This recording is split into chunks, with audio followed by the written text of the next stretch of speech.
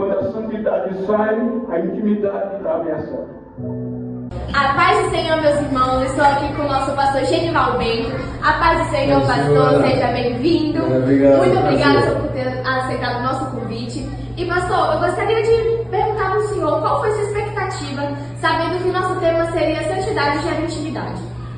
Em primeiro lugar, agradecer ao pastor a coordenação pelo convite e a sua resposta eu parabenizo pelo tema tão pertinente para os dias que nós estamos vivendo e que sem ela não consegue ter intimidade, né? A santidade, Deus é santo, precisa que todos aqueles que dele se aproximam sejam santos, como Ele é. Então, parabenizo a igreja, a vocês, por essa iniciativa de provocar em nós, nessa geração, o tema santidade. E, sobretudo, a intimidade com Deus, que é por meio dessa santidade que a gente tem. Parabéns a vocês e deixando essa mensagem para o povo, para a geração, onde era, que busquem ao Senhor enquanto se pode. Quem nos separará do amor de Cristo? A tribulação, ou a angústia, ou a perseguição, ou a fome, ou a nudez, ou o perigo, ou a espada. Queiram tornar os vossos assentos. Enquanto os irmãos sentam-se, eu quero agradecer a Deus o privilégio de poder cultuar convosco e quero agradecer ao pastor Boarnege, presidente do ministério, sua muito digna esposa, a pastora Sandra, pastor Leivson, um filho, uma amizade que nós temos com a sua muito digna esposa, a Michele. Muito bom conhecê-la de perto. E em nome deles, a todo o ministério, a igreja como um todo, muito obrigado. Quero agradecer a Deus pela vida do pastor Levi, pela vida do cantor Breno. Faço recíproco as palavras mencionadas por você. Deus continue te abençoando. Queridos, eu quero tomar por base esse texto, tendo em vista que a proposta temática é santidade gera intimidade. E com base nisto, eu quero falar a Bíblia, que é o que os irmãos conhecem, acerca do privilégio que nós temos como igreja e, sobretudo, gentios, que, pelo contexto histórico, bíblico histórico, não teríamos capacidades de tal relacionamento com Deus. Quando Paulo escreve a carta aos Romanos, alguns personagens de grandes vultos que foram importantes na história do avivamento, e entre eles Wesley, entre eles Agostinho de Hipona, entre eles Lutero. E o próprio Lutero falava que se de todas as escritas, todas as cartas de Paulo, se só a carta de Romanos estivesse escrita já era suficiente, pois é o maior tratado acerca da salvação do ser humano. Então os irmãos observam que desde o versículo 31, Paulo está trazendo um cântico de vitória.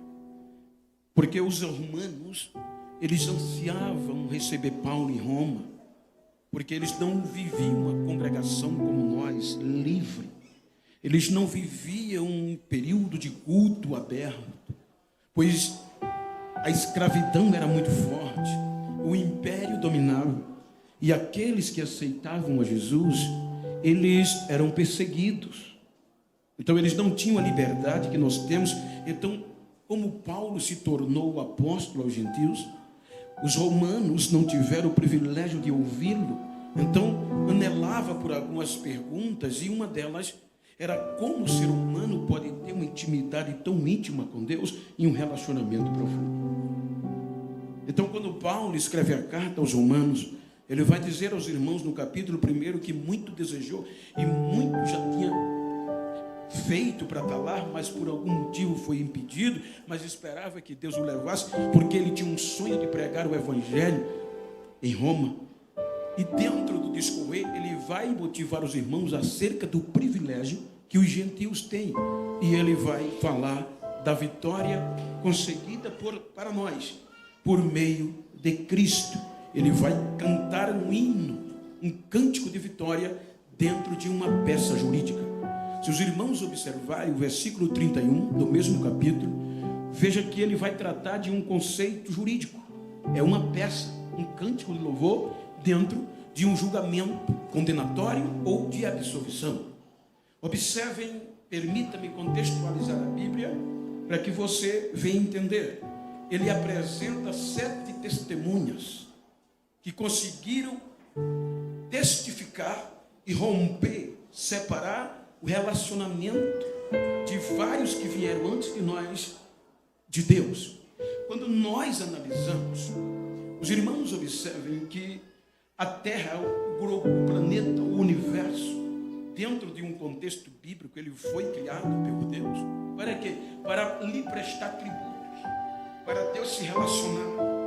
E quando nós analisamos dos profetas do Antigo Testamento, ele nos dá a base bíblica de que Deus abriu a eternidade para eles. Quando nós lemos Ezequiel, capítulo 28, vai mostrar que havia um relacionamento na primeira criação. Quem foi primeiro criado para intimidade com Deus, por meio do louvor e da adoração, foram os anjos. Eles vieram a existir antes de nós. Ezequiel 28, por favor. A Bíblia mostra que os anjos, segura aí, que os anjos foram criados e habitavam na terra. A terra já existia, com base no contexto bíblico. E quem tinha o privilégio de da terra ligar a terra a Deus, a intimidade de Deus com o planeta da terra, só vinha por meio dos anjos. E havia um personagem que era tão perfeito, íntimo, que ele era quem pegava e representava os anjos diante de Deus. E era Lúcifer. O versículo 13 de Ezequiel 28. Estiveste no Éden. Escute, guarde isso. Éden é embaixo. Estiveste no Éden, é na terra. Jardim de Deus. De toda pedra preciosa era a tua cobertura. Essa veste preciosa era a veste sacerdotal. Só Lúcifer, ele tinha o direito de representar os santuários. Salvo engano, o ministério aqui tem 13 a 15 congregações e são santuários. E lá existe os adoradores. Mas cada santuário tem um representante. E todos esses representantes se reportam a um representante. E este leva a Cristo e Cristo a Deus. Mas aqui era Lúcifer diretamente que levava a intimidade dos anjos através do louvor e da adoração a Deus. E só ele subia ao Monte Santo. Observe no versículo 14, você vai ver, versículo 14: tu eras o querubim ungido para cobrir-te e estabelecer no Monte Santo de Deus tu estavas, só ele. Só ele levava a intimidade da terra, representada pelos anjos, a Deus. No meio das pedras afogueadas tu estavas. Por quê? Versículo 15, diz a Bíblia, que ele era perfeito, era nos teus caminhos, desde do dia que tu fostes criado. Ele era santo. E só santidade gera intimidade. Então, sendo ele santo, perfeito, ele levava a adoração. E há um contexto histórico teológico que diz que quando ele subia da terra com tudo que os anjos produzia de santidade, de intimidade, de louvor, ele levava no coração, ele guardava porque ele era santo. Subia no Monte Santo de Deus e abria o coração, e o coração dele dizia diante de Deus: tu és santo, tu és digno de honra, tu és digno de glória, tu és digno de louvor. Eram os anjos que tinham esse direito. Mas aí veio a iniquidade. E o coração de Lúcifer se ensoberbeceu. E quando a santidade sai, a intimidade está ameaçada. Então o que é que ele faz? Ele tomou para si o que não deveria tomar, que era a glória. Ele se achou tão importante que ele disse: eu vou negociar com os dirigentes dos santuários para que eles não prestem a santidade nem a adoração a Deus, mas a mim. Então ele vai, dentre os dirigentes dos santuários, ele vai contaminá-los. ele vai propor que ele era tão santo, era tão íntimo, que merecia a glória igual ao Criador. Aí ele consegue contaminar 33%, um terço dos anjos dirigentes. Ele negocia, ele vai negociando, multiplicando o seu comércio. Aí o versículo 18 vai dizer que ele multiplicou, versículo 18, pela multidão das tuas iniquidades, pela injustiça do teu comércio, profanaste os teus santuários. Ou seja, santuários está no plural, não é um, é lugares que os anjos adoravam, produziam louvores a Deus. Mas comércio fala de negócio. Ele vai negociar, ele vai trazer a injustiça, porque quer glória para ele. Quando ele consegue um terço da classe angelical, ele diz: agora eu estou forte, agora eu tenho couro para fazer o quê? Para subir. Isaías 14:14. Aí Deus mostra Isaías 14:14, e Isaías diz, agora ele diz: subirei acima ou sobre as altas nuvens, e serei semelhante ou igual ao Altíssimo. Versículo 15: e contudo levado será ao inferno, no mais profundo abismo. Porque quando ele disse: subirei acima das mais altas nuvens, acima das mais altas estrelas, estabelecerei o meu trono e serei igual ao Altíssimo, ele não vai subir mais com perfeição, ele não vai subir mais santo, e sem santidade a intimidade é cortada. Quando ele sobe, aí Deus já esperava e disse: tu eras perfeito, tu eras santo desde o dia que eu te criei, mas iniquidade foi achada em ti, e eu te atirarei à terra com todo o fogo. Aí Lúcifer é atirado à terra. Lúcifer é atirado à terra. Uma terça parte dos anjos que se contaminaram, a um julgamento imediato. Judas 1:6. O livro de Judas 1:6, ele mostra que o julgamento está dentro do contexto jurídico. Foi sem misericórdia. Os anjos não tiveram chance de apelar, nem de habeas corpus, nem de ter recurso. Judas 1:6, por favor, diz: e aos anjos que não guardaram o seu principado, mas deixaram a sua própria habitação, reservou uma escuridão e em prisões eternas até ao juízo daquele grande dia.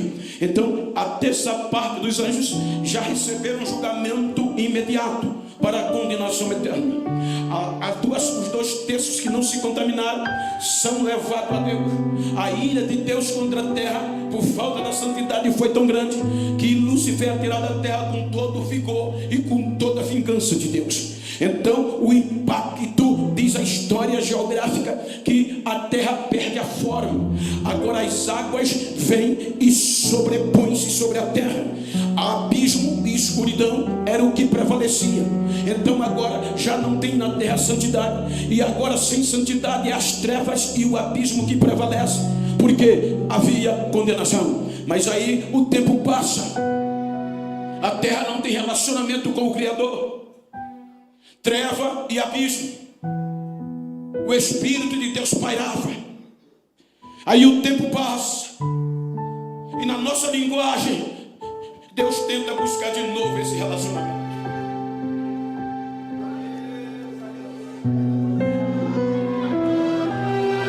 Parte dele, não é de nós.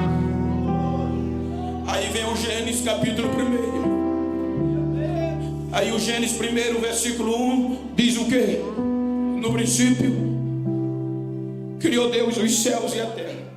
Ponto, acabou o assunto.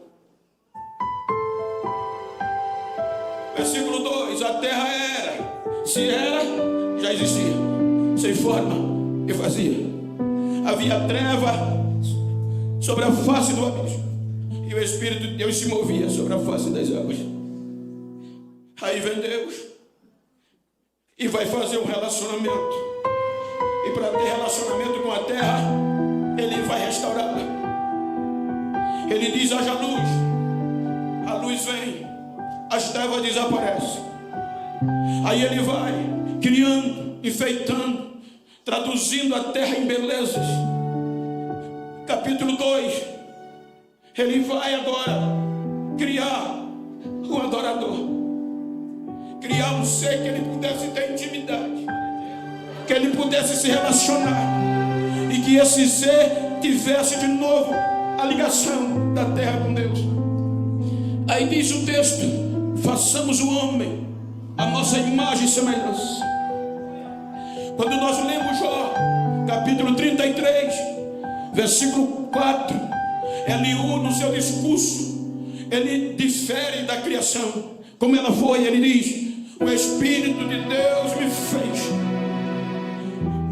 Uma parada rápida, ponto vírgula. O que ele quer dizer? Que quando houve a decisão de Deus de se relacionar com a terra, não por meio dos animais, mas criar um adorador diferente à sua imagem e semelhança, aí o Espírito Santo desce na terra, pega aquilo que estava nas trevas, debaixo do abismo, e junta a terra, e ele vai fazer o ser humano. Ele cria nós, ele coloca a terra, ele coloca a perfeição. A história diz que ele fez a gente tão perfeito que ele disse: eu vou fazer um lugar para morar dentro desse adorador, eu vou fazer um lugar para morar com eles, porque sem ele não tem intimidade. O Espírito de Deus é a única forma que nos liga a ele. Quando ele fez, ele diz que o Todo-Poderoso soprou nas nossas narinas e nos fez alma vivente. O homem está vivo, mas com uma observação. Hebreus capítulo 2, versículo 6, o escritor vai relatar quem é o homem, mas em certo lugar testificou alguém dizendo que é o homem para que te lembres dele, ou o filho do homem para que o visites. Versículo 7, olha, tu o fizeste um pouco menor do que os anjos, de glória e de honra o coroaste e o constituísse sobre as obras das tuas mãos. O escritor está dizendo, como os anjos de uma massa angelical viviam para a eternidade, o homem foi criado para viver santo, foi criado perfeito, santo, para adorar a Deus, mas não morrer, mas viver também eternamente, mas um pouco menor que os anjos. Já era Deus dizendo no meu pensamento: eu vou fazer eles um pouco menor, sem a capacidade angelical, porque os anjos erraram e eu tive que julgar sem dar direito à defesa. Mas o ser humano não, eu vou fazer ele menor, porque se ele errar, eu vou dar direito da segunda chance de não desistir dele. Ele foi criado especial. Aonde habitava Lúcifer? No Éden. Você leu? Capítulo 2, versículo 8 do Gênesis. Deus o criou. E no versículo 8 a 10, no versículo 8, e plantou o seu Deus um jardim no Éden. Deus restaurou a terra. Éden está lá de novo. Lúcifer subia todo dia, levando intimidade da terra a Deus. Agora Deus cria de novo o Éden, coloca o ser humano para habitar. E como ele era um pouco menor que os anjos, ele não subia, mas agora era Deus que descia, por conta da intimidade. Tinha santidade no Éden, e a santidade gera intimidade. Então todo atardecer Deus descia e o homem o adorava. Veio o capítulo 3 do Gênesis. Lúcifer, a serpente, entra no jardim. Capítulo 3, versículo 5, salvo engano. E ela vai questionar a mulher. E ela questiona dizendo que Deus disse a vocês que de nenhuma árvore do jardim vocês podem comer. A mulher disse não.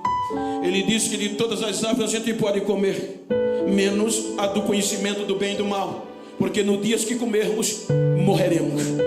Aí ele diz, não, vocês estão enganados. Ele está com medo de vocês, porque Deus sabe, isso é a serpente falando, que no dia em que dele comerdes se abrirão os olhos e sereis como Deus, sabendo o bem e o mal, semelhante a ele. Veja que o mesmo crime que ele cometeu lá atrás, o mesmo pecado que afastou e cortou a intimidade dele com Deus, ele propõe para o ser humano fazer. No dia que vocês comerem do fruto, vocês vão ser igual a ele. Então o ser humano desobedece, quebra o protocolo e comete o mesmo crime que os anjos cometeram. Então o texto vai dizer que passam. Aí Deus, como é justo, e nós como pentecostais bíblicos, sabemos que Deus tem seus atributos e entre eles tem a onisciência. E o atributo onisciência se implica dizer que Deus sabe tudo antes que aconteça, vê tudo, sabe tudo. Então Deus viu que o homem errou, mas o devido processo legal começa em Deus. O devido processo legal começa aqui, que quer dizer, do âmbito jurídico que Paulo está falando, que eu não posso ser condenado, julgado, sem direito à defesa. Então quando o homem peca, aí Deus vem, e quando Deus vem, Ele vai tirar, Ele vem como inocente, Ele vem e entra no jardim, e vem querendo ser adorado, mas o pecado que entrou, afastou o homem de Deus.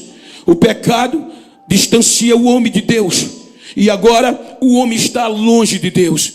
Segura bem baixinho, por favor. O pecado vai fazer com que o relacionamento seja quebrado. Aí Deus entra no jardim e o Éden está vazio. O homem está escondido por conta do pecado.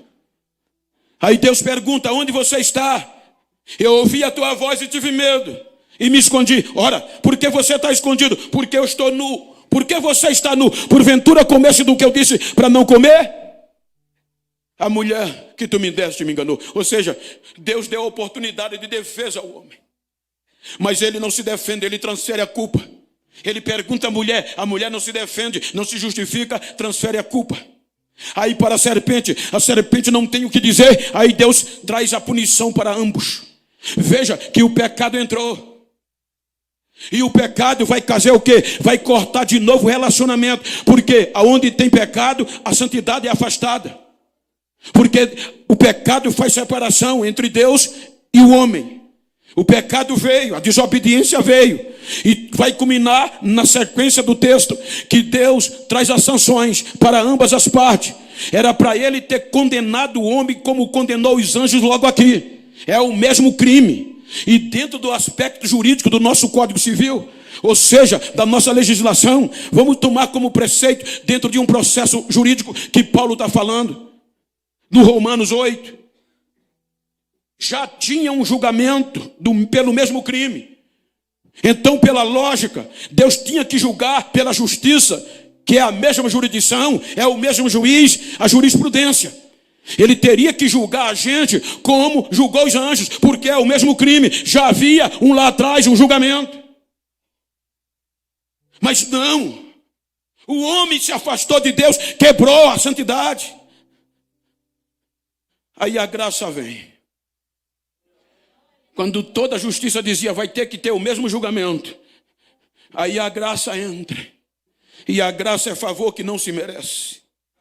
Aí Deus mata o animal, cobre a nudez do homem, mas faz o quê? Eles são expulsos do Éden, e o Éden é fechado. A igreja é lacrada e não tem mais lugar de intimidade para Deus descer na terra. Porque não tem santidade. E sem santidade Deus não desce. Aí passa o tempo. Aí vem o capítulo 6 do Gênesis. No capítulo 6 do Gênesis, é o que Paulo diz em Romanos, capítulo 5, versículo 12. Olha o que é que Paulo diz, o que a gente já sabe de qual salteado. Romanos, portanto, como por um homem entrou o pecado no mundo, e pelo pecado a morte, assim também a morte passou a todos os homens, porque todos pecaram. O pecado entrou no capítulo 3, e ele abundou, ele cresceu.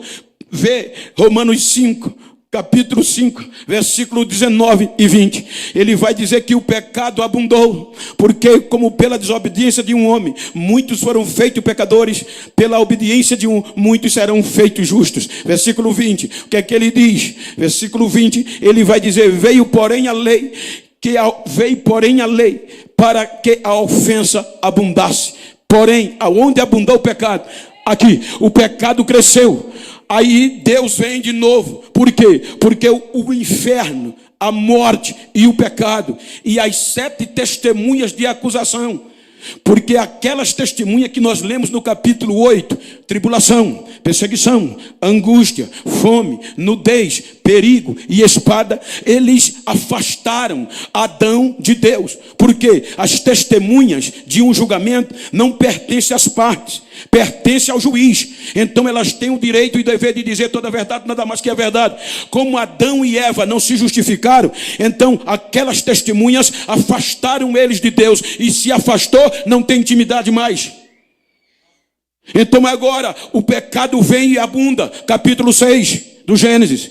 Você vai ler capítulo 6, versículos 5 e 6. Aí vem dizendo o quê? Que Deus agora vê que a maldade do homem multiplicara sobre a terra e que toda a imaginação dos seus pensamentos era má. Então o inferno, o pecado e a morte pedem um novo julgamento. Porque o pecado predomina, não tem como justificar o homem.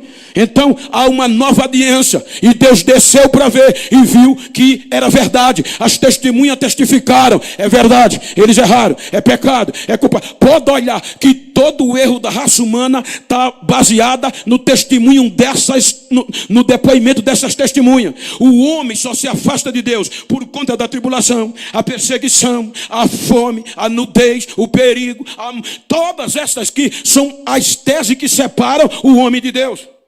E elas são testemunhas diante de Deus. Aí Deus vai agora e vê. E aí ele decide, versículo 6, ele define julgar de uma vez por toda. E o que é que ele diz? Isso não é pesado? Você já pensou para um pai dizer para o filho: eu me arrependi de ter gerado você? Aí Deus diz: me arrependi de tê-los feito, vou dar fim a ele, vou acabar com eles de uma vez por toda. Aí o que é que vem? O dilúvio. Mas quando Deus assina a condenação total, aí a graça vem de novo. Aí a Bíblia diz que Noé acha graça aos olhos de Deus. Aí Deus decide: eu vou poupar 8 almas, mas não vou desistir deles. Eu não vou desistir do relacionamento. Eu vou trazê-los eles de volta. O dilúvio vem. Mas olhe que a geração de Adão foi afastada de Deus. O dilúvio vem. Quando o dilúvio vem, arrasa com tudo. Aí pela arca, por meio da graça, tem 8 adoradores. Você veja que o estado da terra voltou ao primeiro. Só com observação. Nem treva, nem abismo existia mais. Por quê? Por quê? Porque agora havia adorador. Havia ainda 8 almas que preservou a intimidade com Deus.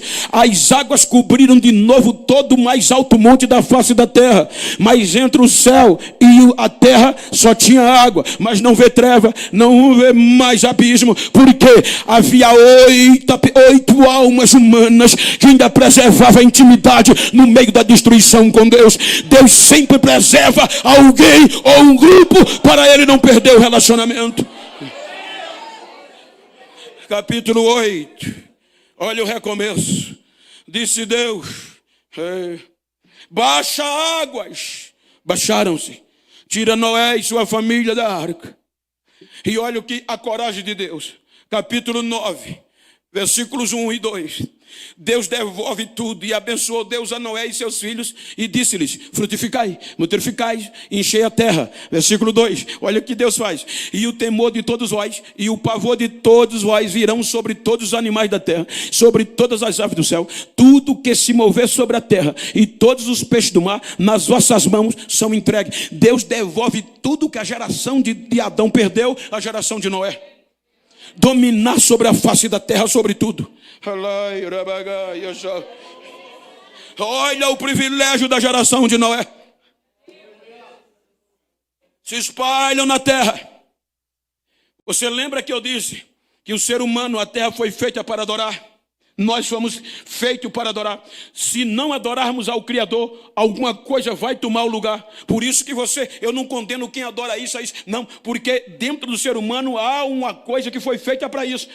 Aí aqui esta geração também é envolvida com pecado. Capítulo 11, aí Deus vê que a maldade da geração de Noé é grave e diz: desçamos e confundamos-lhes. E vem a diversidade de idiomas. Um julgamento é feito e ele espalha a geração de Noé. Veja que a idolatria agora manda. Não tem relacionamento, Leivson. Pastor Leivson, não tem santidade na geração de Noé, entre aspas. Então eles adoravam o sol. Se não tem relacionamento com Deus, vai adorar alguma coisa. Adorava a lua. Diz a história que a idolatria, as imagens de gesso, de pau, de madeira, era o que prevalecia. Até a família de Abraão sobrevivia da idolatria. Não tinha um relacionamento com Deus. Aí Deus diz: não vou abrir mão do relacionamento. Vou levantar um projeto espiritual para eu ser adorado de novo e reconciliar toda a terra. Gênesis 12, versículo 3. Eu não vim aqui prometer nada que não seja a Bíblia, viu, irmão? Segura aí. E abençoarei os que te abençoarem, e amaldiçoarei os que te amaldiçoarem, e em ti serão benditas todas as famílias da terra. Deus escolheu Abraão. Por meio de Abraão vai formar um projeto chamado Israel, diferente de todos os povos, santo, especial, de intimidade com Deus, para Deus descer na terra de novo. Porque desde o capítulo 3 do Gênesis, ele não tem mais intimidade coletiva com a raça humana. Aí cria Israel, leva para o Egito, tira do Egito, já um projeto perfeito. Quando ele tira Israel do Egito, aí leva para o deserto, para a terra prometida. Aí Êxodo, capítulo 19 do Êxodo, 3 meses eles chegam na planície do Sinai. Capítulo 24 do Êxodo, olha aí, no 3º mês da saída dos filhos de Israel, só para dar sentido, eles chegaram na planície do Sinai. Moisés sobe o monte, e no versículo capítulo 24, aí Deus agora propõe, olha para ter intimidade o que é necessário. Ele disse: Moisés, eu quero ter intimidade com Israel, eles não têm comigo. Eu quero propor uma aliança. Se eles aceitarem, eu estarei no meio deles. Ou seja, depois disse a Moisés: sobe ao Senhor. Tu, Arão, chamou toda a diretoria de Israel e lhe propõe. Versículo 3, Moisés propõe o povo. E o que é que o povo diz? Veio, pois, Moisés e contou ao povo todas as palavras do Senhor e todos os estatutos. Então o povo respondeu a uma voz e disse: todas as palavras que o Senhor tem falado, faremos. Então aqui foi firmado uma aliança com um único povo chamado Israel, com Deus, para ter intimidade por meio da santidade. Observe que a aliança foi feita e Deus, depois que fez a aliança, vai preparar, já que o Éden foi destruído pelo dilúvio, vai preparar um lugar de intimidade chamado tabernáculo. Olha o que é que Deus faz. Capítulo 25, ele vai começar a trabalhar no tabernáculo, oferta para construir um lugar de intimidade com Deus por meio da santidade. Capítulo 25 do Êxodo, versículo 10, está a primeira peça do tabernáculo. Também farão uma arca de madeira, de acácia. O seu comprimento é tal, coberto de ouro por dentro e por fora. A presença de Deus teria manifestada no lugar santo dos santos. Agora, se você analisar o contexto do tabernáculo, o lugar mais escuro do tabernáculo era o lugar santo dos santos. Por isso só entrava um homem que tivesse intimidade. Veja que era coberto com algumas cortinas. Dentro do santo dos santos só tinha a arca, a vara e a lei, ou seja, os pães. Só entrava um homem e só entrava se fosse íntimo de Deus, pela escuridão. Só para você ter uma ideia, eu moro numa casa, você mora na sua. Se faltar energia hoje aqui, agora, eu não sei sair daqui por essas escadas, porque eu não tenho intimidade com esse lugar aqui. Mas eu tenho certeza que vocês que congregam aqui muito tempo, se faltar energia, vocês sabem sair pela frente, sabem sair por trás, sabem onde está os degraus da escada no escuro, porque a intimidade faz existe, você já tem intimidade. Então, para ter intimidade, tinha que ter escuro, só entrava quem tinha. Aonde sabia que estava tudo. Aí vem o tabernáculo. 15 capítulos. Desde o Gênesis. Não há coletividade íntima com Deus. 15 capítulos se passam.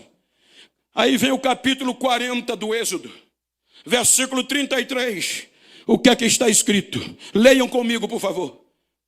Vamos lá, gente.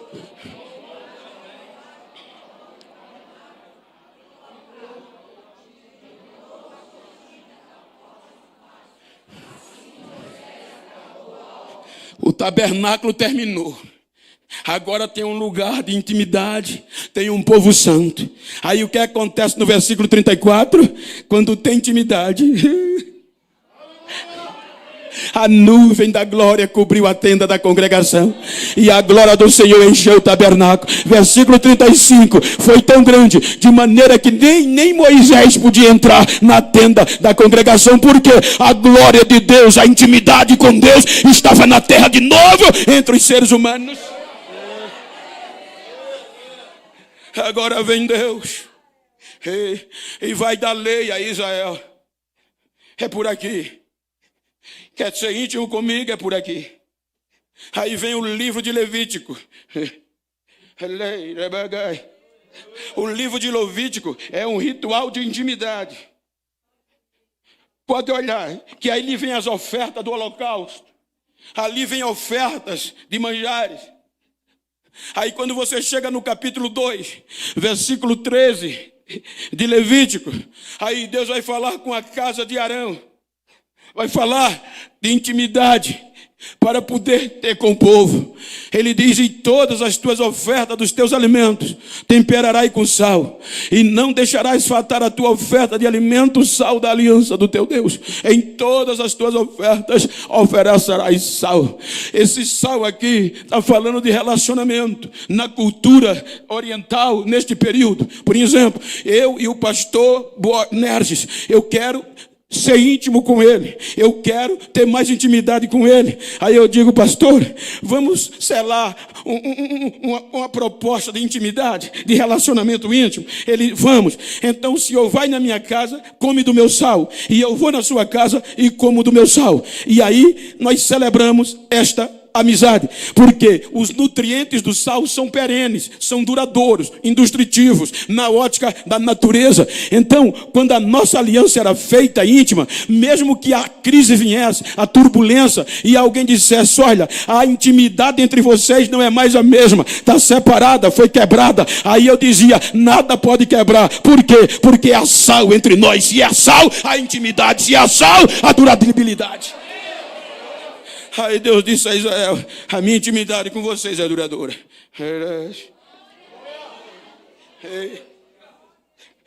O tempo passa. Aí Salomão constrói o templo. Aí Deus estava tão feliz que disse: eu vou fazer um lugar para morar para sempre no meio de vocês. Quando Salomão construiu o templo, capítulo 7 de 2 Crônicas, versículo 12. 2 Crônicas 7, 12 por diante. E o Senhor apareceu à noite a Salomão e disse-lhe: ouvi a tua oração e escolhi para mim este lugar para a casa de sacrifício. Versículo 16, disse Deus, olha o que ele diz: porque agora escolhi e santifiquei esta casa, para que o meu nome esteja nela perpetuamente, e nela estarão fixos os meus olhos e o meu coração todos os dias. Agora Deus tem um lugar definitivo, agora Deus tem código postal, agora Deus tem caixa postal. E aonde era? Jerusalém, o templo, a casa, a morada de Deus. A intimidade era tão grande entre Deus e Israel, a ponto de que aonde os judeus estivessem no mundo, se virava para o lado de Israel para poder ser a oração. Por que vocês se viram? Porque lá é a morada, é a casa do nosso Deus. Israel sabia o endereço. O pecado vem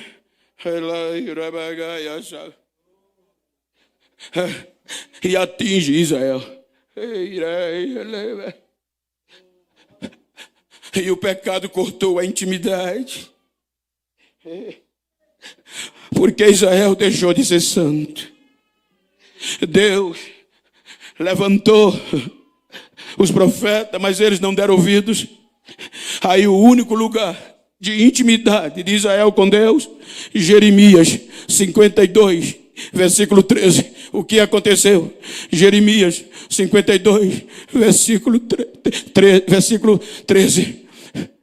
Veio Nabuzaradã e queimou a casa do Senhor. Queimou todas as casas dos nobres. O lugar de intimidade com Deus foi destruído de novo. O lugar de relacionamento com Deus foi queimado e destruído. E a terra não tem mais adorador. Levados para o cativeiro, não cultuavam mais. Não tinha mais banda, não tinha mais músico, porque os instrumentos foram pendurados nos salgueiros.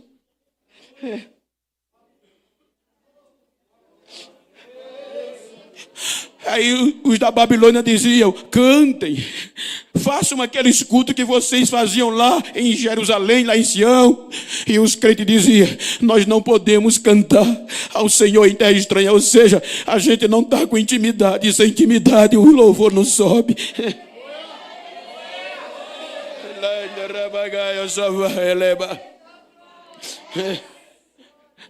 70 anos se passam. Aí Deus traz eles de volta, só os pedaços. Olha como todas as vezes parte de Deus a busca de reatar o relacionamento. Deus traz eles de volta para Jerusalém. E sem templo, só no lixo, só nos entulhos. Deus diz a eles: me adorem, façam um culto para mim. Os mais velhos, os crentes mais antigos, olhavam para o lixo, choravam, lembrando do templo como ele era. Mas a geração nova, só no fato de estar ali, começava a cantar louvores a Deus. E enquanto eles louvavam, a voz de louvor superava a voz de choro. E no meio da adoração, a glória desce no meio do monturo, e Deus renova o seu povo de novo. Diga para quem está ao seu lado, diga: Deus não depende de igreja bonita. Deus não depende de igreja brilhosas. Ele só depende de intimidade com um adorador.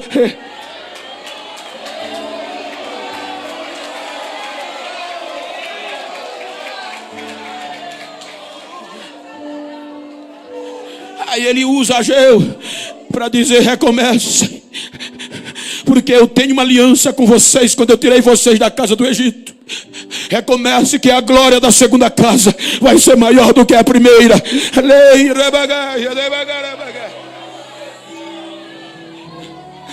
Israel recomeça, mas não é mais o mesmo.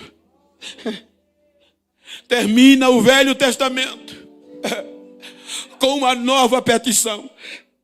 A morte, o inferno e o pecado pede uma nova petição. Porque Romanos 5,14, Paulo diz que a morte reinou desde Adão até Moisés. Quando ele diz isso, no entanto, a morte reinou desde Adão até Moisés. Ou seja, desde a queda de Adão até aqui, mediante a lei, a morte reinou. Porque a força da morte é o pecado. E todos pecaram. E quando peca, ninguém venceu. Aí o último livro, Malaquias capítulo 4, vai terminar, vai começar com o juízo. E um juízo de Deus. Malaquias 4, primeiro. Porque eis que naquele dia vem ardendo como fornalha.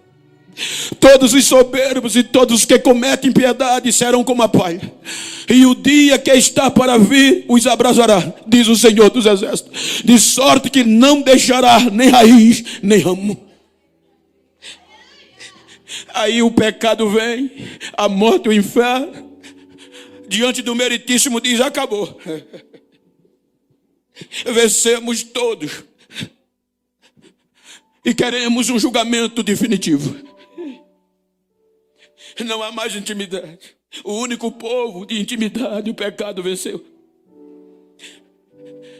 Aí vem o silêncio de Deus, um período de julgamento. O período intestamentário. Aí no período intertestamentário, Jesus vai mostrar a João o que aconteceu. Apocalipse capítulo 5, por favor. Aí João diz, dentro das entrelinhas, que a petição foi aceita. E quando a petição foi aceita, começaram a escrever a nossa culpa, desde Adão até ali, e das gerações que pudessem vir. E os nossos erros, os nossos pecados foram tamanhos, que as 7 testemunhas contaram a verdade. E em todos os testemunhos, depoimento, a gente foi culpado. Aí João diz que colocaram tudo escrito, petição oficial, enrolaram, selaram com 7 selos e entregaram ao juiz, ao Supremo. Agora julguem, busque inocência para eles aonde não tem. Porque as 7 testemunhas já afastaram a geração de Adão, a geração de Noé e a geração de Israel de Deus. Separaram, cortaram a intimidade. Aí, como devido ao processo legal, a gente não pode ser condenado sem ninguém nos defender. Aí o meritíssimo manda um anjo gritar, procure um advogado para eles. Procura um promotor para eles. E os anjos procuraram. Aí o versículo 2, João diz que viu um anjo forte bradando com grande voz, dizendo e procurando: quem quer aceitar o processo do ser humano? Quem é digno de defendê-los a ponto de abrir o livro e desatar seus selos? Aí a resposta foi, versículo 3, ninguém, nem no céu, nem na terra, nem debaixo da terra, quis aceitar o nosso processo, porque não tinha brecha na lei para nem sequer diminuir a nossa pena.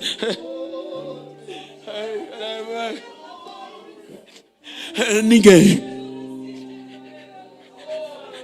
Aí agora só cabia ao meritíssimo desistir de uma vez por toda, porque o pecado e a morte venceram.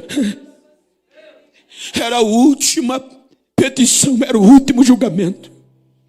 Aí o que aconteceu? Porque ninguém apareceu, o que é que João faz? O que é que João diz no versículo 4? E eu chorava muito. Qual era o motivo do choro do ser humano? Porque ninguém quis aceitar o nosso processo. Não apareceu ninguém para nos defender. Testemunhas de acusação, promotores de acusação, morte, pecado e inferno. E nós como réus, o juiz esperando alguém, algum advogado, algum promotor, e ninguém. Então vou condená-los para o fogo eterno. Aí aparece uma voz no julgamento: meritíssimo, eu estou disposto a aceitar o processo.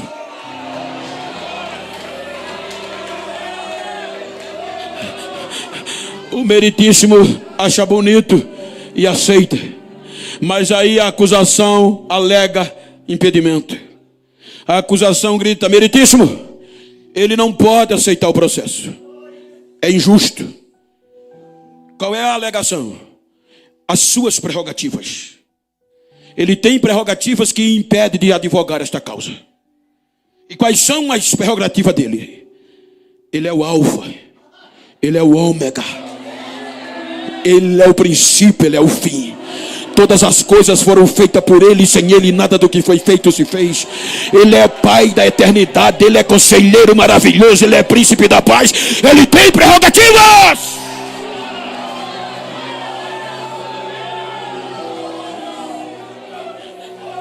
O meritíssimo dá razão à condenação. Verdade, é injusto. Aí Paulo escreve aos Filipenses o que ele diz, capítulo 2 aos Filipenses. Paulo diz que haja em vós o mesmo sentimento que houve em Cristo Jesus, quando as suas prerrogativas o impedia. Ele disse: meritíssimo, eu vou me despir da minha glória, Eu vou abrir mão das minhas prerrogativas. Eu vou abrir mão do direito de ser Deus. E vou descer, vou me tornar um deles, e vou advogar o processo deles. Eu vou me humilhar, me diz. Aí Paulo diz que nem ao seu próprio filho, por amor a este relacionamento com a gente, o pai poupou. Ele entregou o seu próprio filho por amor a nós.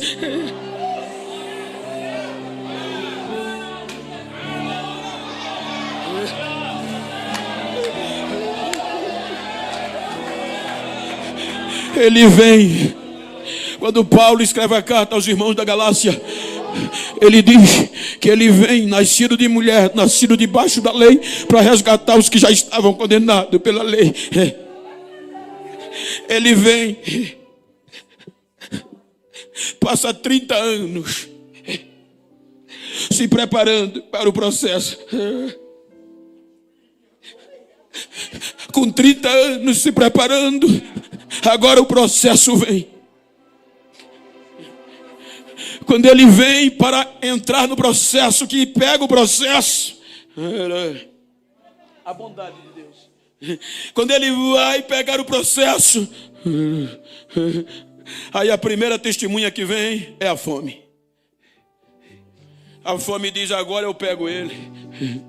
Já venci todos que me enfrentarem. Aí ele sai das águas, o Espírito Santo vem. Ele é cheio do Espírito. Primeira prova, primeira testemunha, a fome. Ele vai desistir. Aí o Espírito prega ele 40 dias e 40 noites sem comer, sem beber, e joga ele no deserto. Aí o diabo chega. E a primeira proposta é: transforma essas pedras em pães. Tu não está com fome? Ele diz: nem só de pão vive o homem, Satanás, mas de toda palavra que sai da boca de Deus. A fome sai. Quando a fome sai, vem a perseguição. Os seus próprios irmãos vão lhe perseguir, mas ele não se rende. É expulso, é chamado de Beelzebu. Tudo que um ser humano não quer ouvir, ele ouviu pelos seus próprios irmãos, mas ele não desistiu do processo. Quando a perseguição passa, vem o perigo. O perigo açoita o mar, grita o vento, a ponto do discípulo dizer: ele vai desistir, ele vai parar. E ele grita: quieta-te, mar, e acalma-te, vento. Mas não desistiu do processo. Quando o perigo passa, aí a angústia diz: agora eu pego ele. A angústia vem como olho do Altíssimo, do juiz. A angústia pega ele, que ele pede ajuda pela primeira vez, porque a angústia pregou ele de dentro para fora. E a angústia queria fazer ele desistir. Ele pede ajuda dos discípulos: vamos ali orar comigo. Você pode olhar aqui por 3 vezes. Ele ora o mesmo assunto. Pai, se possível for, afasta de mim esse cálice. A minha alma está angustiada até a morte. O sangue era gota, o suor era gota de sangue. Ele voltava e dizia ao discípulo: me ajuda. Mas quando a angústia disse ele vai desistir do processo, ele diz: pai, não faça o que eu quero, mas faça a tua vontade.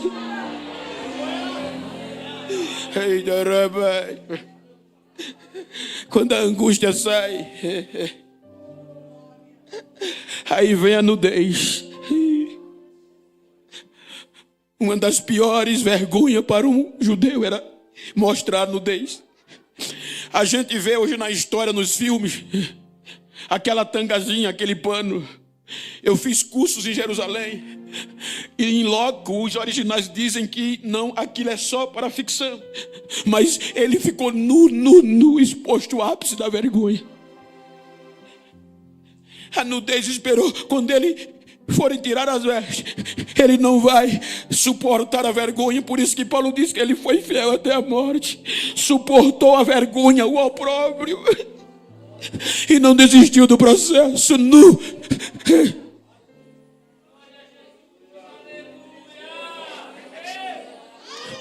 Quando a nudez perde, aí vem a tribulação.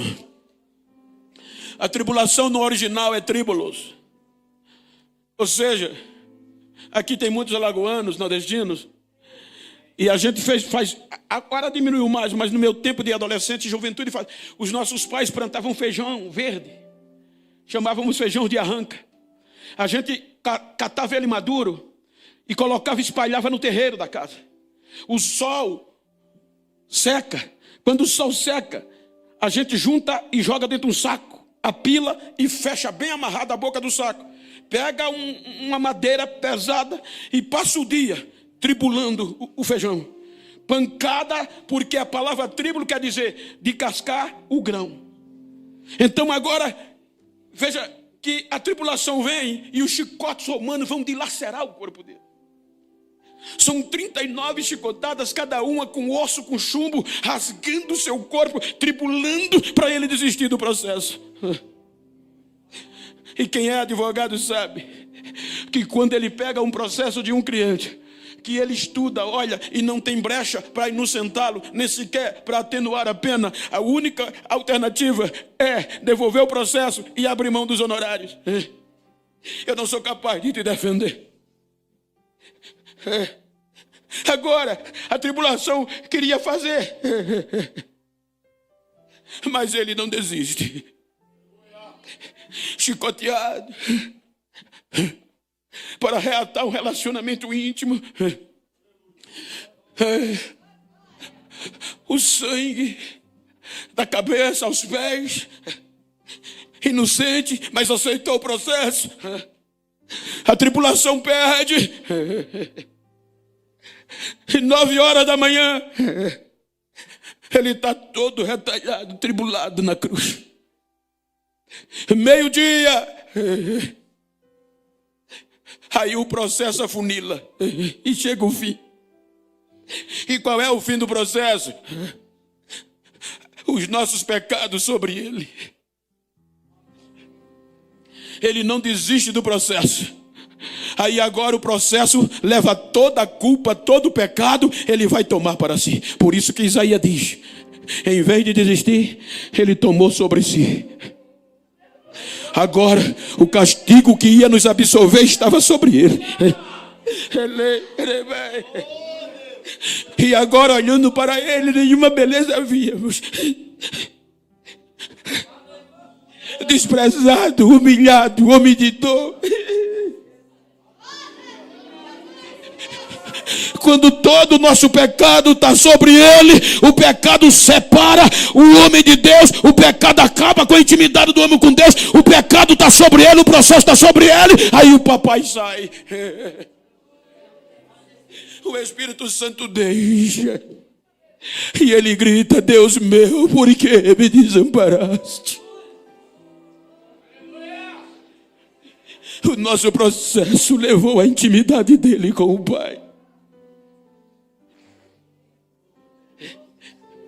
E agora ele sem intimidade com o Pai. E agora ele coberto com os nossos pecados. A espada disse, agora eu pego ele. Porque a espada é a referência da morte. Aí a morte disse, agora eu pego ele. Porque o pecado trouxe a morte. E a morte passou a todos, desde Adão até aqui. Aí a morte vem, 3 horas da tarde. Ele morre. Há um conceito científico chamado autólise, quando você estuda sobre o poder da morte no corpo humano. E esse conceito ele mostra 3 ou mais etapas, mas eu vou citar 3 que a morte faz por conta do pecado. Se eu morrer aqui agora, aí a morte me venceu por conta do pecado que há em mim. Aí quando eu morro, a primeira coisa que ela traz é a decomposição. A decomposição olha, rastreia-me do pé à cabeça, encontrou o pecado, ela entra. Quando ela entra, ela vai esfriar o sangue. Esfriando o sangue, ela vai deixar o corpo pálido. Deixando o corpo pálido, ela esfriou. Botou a mão, está frio, não tem mais vida. Ela tem de 0, da hora que eu morri, até 12 horas para terminar esse processo. Com 12 horas ela termina. Quando ela termina, a putrefação vem, porque o corpo já está decomposto. Aí a putrefação vem com um poder no organismo autodestrutivo para nos apodrecer. E ela tem de 13 a 24 horas. Deu 24 horas, vai sair líquido pelo nariz, vai sair líquido pela venta, vai ter que entupir, vai ter que fazer alguma coisa porque vai feder. Aí quando 24 horas já está podre, com 25 horas do cadáver, aí vem a colonização, que os insetos vêm, vai se enterrar e eles vão habitar no corpo e vão se alimentar do resto mortais e o corpo humano vai desaparecer e o pó de novo.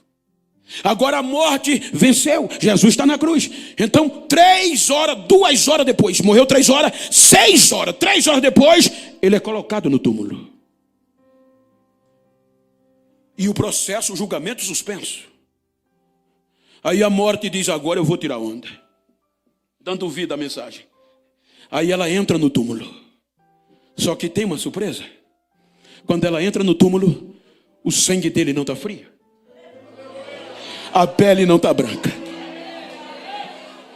Por isso que a Bíblia diz que ele é a primícia. Até aqui todos que morreram, e mesmo que ressuscitou, mas já ressuscitaram depois de podre. Pode olhar. O de Eliseu soltava os ossos. Lázaro já estava fedendo.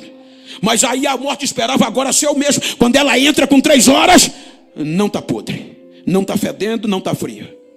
Aí ela espera. Mas a decomposição tem 12 horas. Vou esperar. Quando com 12 horas, primeiro dia passa, ela vem, o corpo está aquecido, não está pálido. Aí ela chama a decomposição. Em desespero, decomposição, o que é que está acontecendo? Nunca aconteceu isso. Aí a decomposição vem e diz, eu fiz tudo, não posso fazer mais nada. Mas o que é que houve? 1 Pedro, capítulo 2. Versículo 22. Vocês vão ler comigo o que é a decomposição, gritou. Vamos lá. A decomposição rastreou e gritou para a morte. Ele não cometeu pecado. E eu não encontrei na boca dele nem engano nem mentira. Porque o pecado que era nosso, o processo terminou na cruz. Na cruz ficou os nossos pecados. Quando ele entra no túmulo, já é um advogado vencedor. Já é um advogado.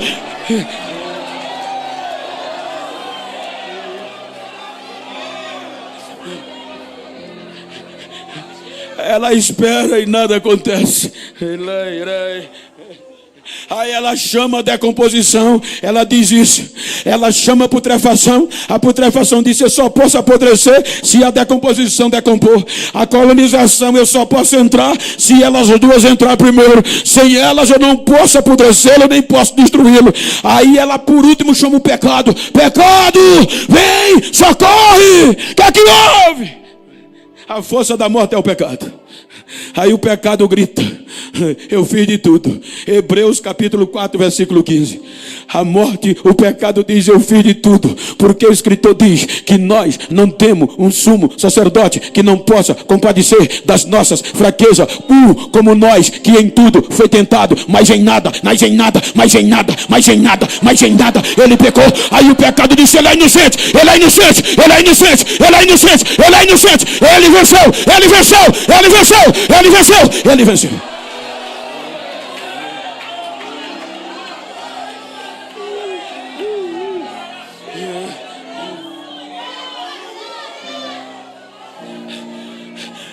Ele desce a mais baixa profundeza. Como advogado vencedor, pega a chave e o poder da morte e do inferno. Prega para as almas que quando morria, todos desciam para o abismo. Agora ele pega, liberta o cativo, o cativeiro, e grita lá embaixo, a partir de hoje quem estiver em mim não vem mais para baixo. Agora o caminho é para cima, agora o caminho é para cima, agora o caminho é para cima. Terceiro dia de manhãzinha, um grupo de mulheres devotas vai no sepulcro com um bálsamo para tirar a putrefação do corpo, para demorar mais a apodrecer. Quando chega lá, não tem mais cadáver, só tá os lençóis. Começa o desespero. Os anjos dizem: mulheres, por que chora? Porque roubaram o corpo do nosso mestre. Não roubaram, não. Vocês não lembram que ele pregou a vocês que no terceiro dia ia ressuscitar? Ele não está mais aqui, ele já ressuscitou. Ele já está vivo de novo, ele já ressuscitou. Ei, balança esse crente que está ao teu lado aí, balança ela, balança ele, e diga: levante a cabeça e dê glória, porque ele está vivo, ele está vivo, ele está vivo, ele está vivo, ele está vivo, ele está vivo, ele...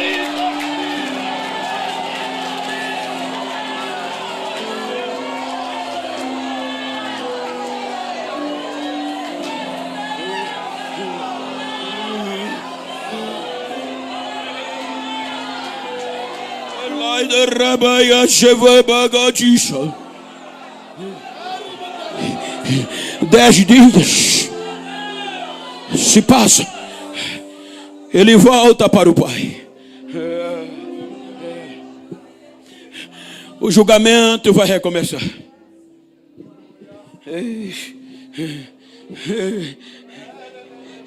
Agora, condenação ou absolvição, intimidade ou separação eterna. O Meritíssimo senta no trono e dá ordem para recomeçar. As 7 testemunhas vêm. Nós já estamos como réu. Só que a condenação, pecado, morte e inferno não comparece, porque não tem mais alegação.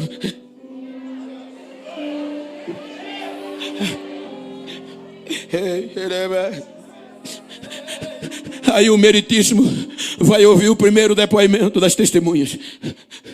Tribulação. A tribulação grita: inocente, Meritíssimo.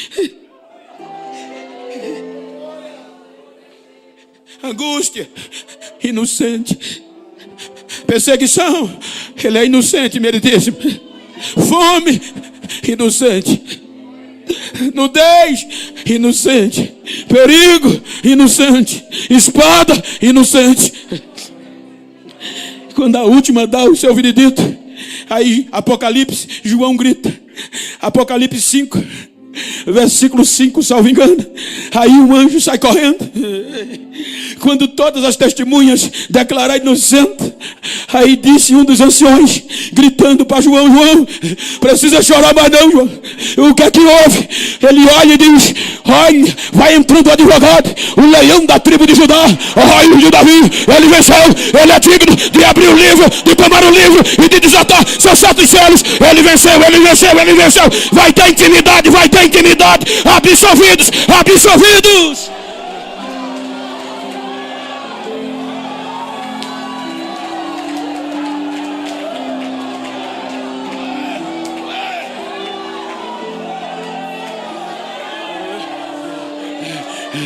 Aí agora, para dar sentido, você vê que sem o Espírito Santo que foi tirado do homem no capítulo 6 do Gênesis, não há intimidade. Agora ele diz: Pai, eu prometi à minha igreja que ia derramar o meu Espírito para sempre, ficar com eles. Aí diz Lucas, em Atos, estavam todos reunidos em um mesmo lugar. De repente, desce do céu o barulho de um vento impetuoso e veemente, e enche toda a casa, e todos foram cheios do Espírito Santo de Deus.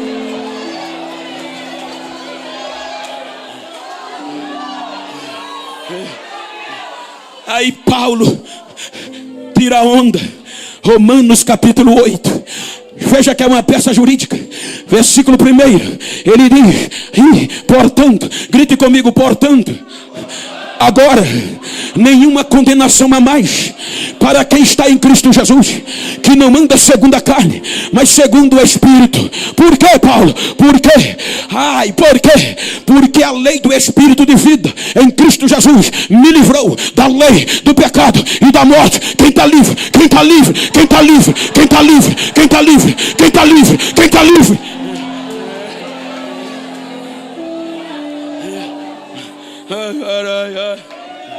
Romanos 8. Olha que coisa séria. É o cântico no final do julgamento.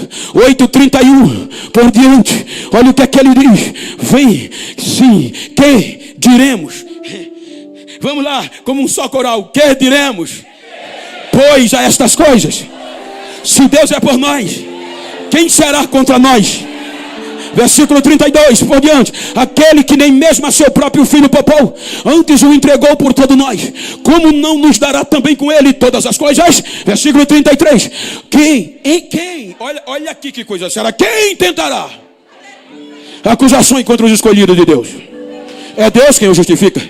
Então olha para esse crente que está ao teu lado e diga: a partir de hoje eu vou pensar 1000 vezes antes de falar mal de você, antes de dizer alguma coisa contra você, porque a partir de hoje eu vou ter juízo. Quem vai tentar a acusação contra aquele que Deus escolheu? Pois ele mesmo é quem diz que eles são inocentes. Versículo 34, o que é que diz? Quem eu condeno? Pois é Cristo quem morreu, ou antes ressuscitou dentre os mortos, o qual está à direita de Deus e também que intercede por nós. Versículo 35, aí ele tira a onda. Ele diz: agora quem vai nos separar do amor de Deus que está em Cristo Jesus?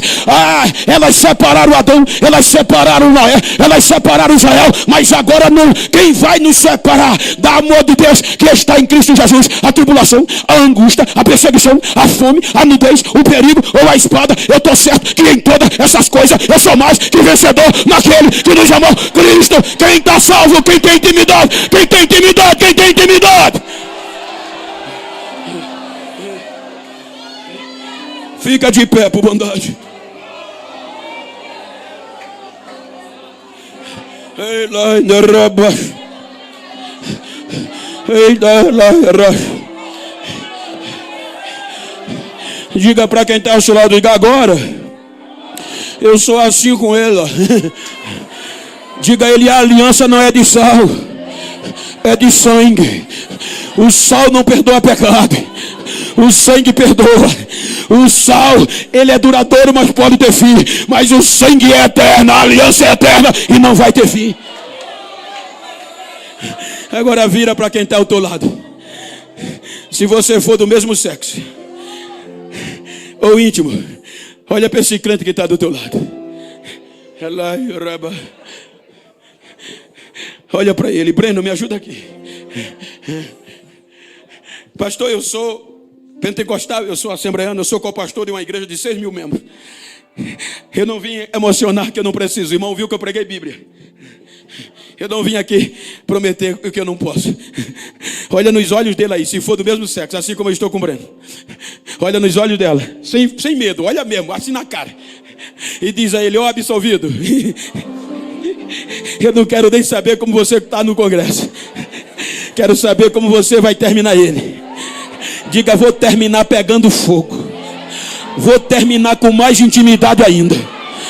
Diga a ele: me faz um favor.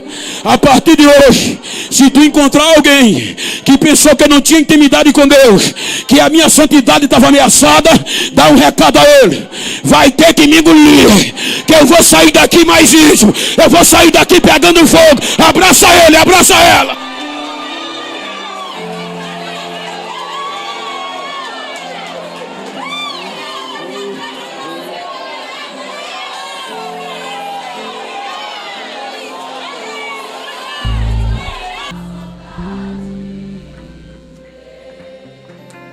Cante mais uma vez: tu és fiel em todo tempo.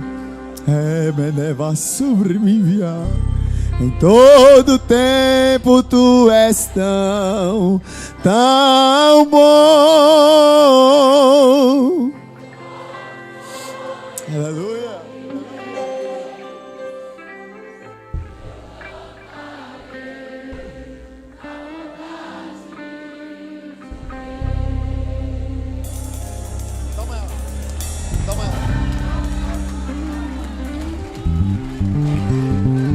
Eu quero saber onde está a primeira pessoa que quer aceitar Jesus.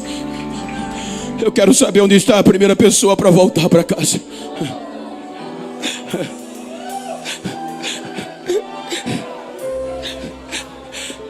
A morte e o pecado foram vencidos.